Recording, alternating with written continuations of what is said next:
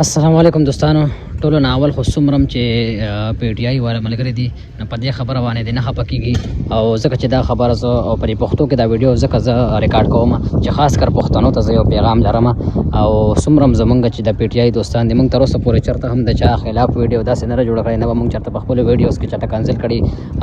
زه به ذات خود چې کوم دی نو ټیک د زمونږ چې د پارټۍ او اختلافات په خپل ځای باندې چې زه د جمعیت سره تعلق ساتم او څوک د پی ټی آی سره ساتي څوک به د جماعت اسلامي سره ساتي د چا چې کوم ښه کارونه دي هغه به چې کوم دی نو موږ هغه کس به اپریشیټ کوو څوک چې ښه اقدام وچتوي او مطلب د خپل ملک د بهترۍ سوچ لري او د بهترۍ کار کوي خو صرف یو خبره ستاسو ذهن کې زه دا راوستل غواړم سبا ګهیرې چې تاسو کومې جلسې لځئ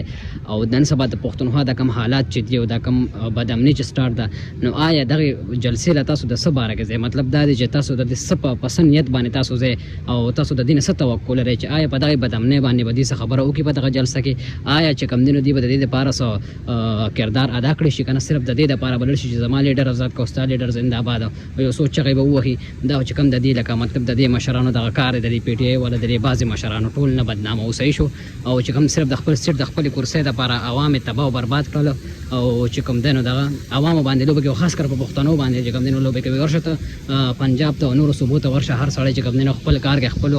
روزګارونو کې مصروفه دی او صرف زمونږ پښتانه چې کوم دی هغه بس په زنده باد او مرتباد باندې مړه دي او څومره بدامني چې ده او دغه چې کوم دی بیا مونږ چې کوم دی نو دغه حکمران ته ګناه کوو نو په خپله هم چې کوم دی لږ اقدام وچتول غواړي لږ همت خو کول غواړي که نه چې اوس مطلب تاسو سبا ګهیرې کومې جلسې او کوم دغه له ورخلاص یې په دې بېروزګارۍ په دې دور کې نو د دغې جلسې چې کوم دی مقصد څه دی فایده یې څه ده تاسو څه دپاره ځئ آیا چې کوم دی د دې جلسې نه بعد بس تاسو په دغه صوبه کې دغه بدامني ختمه شي دغه ظلم به په دغه صوبه باندې ختم شي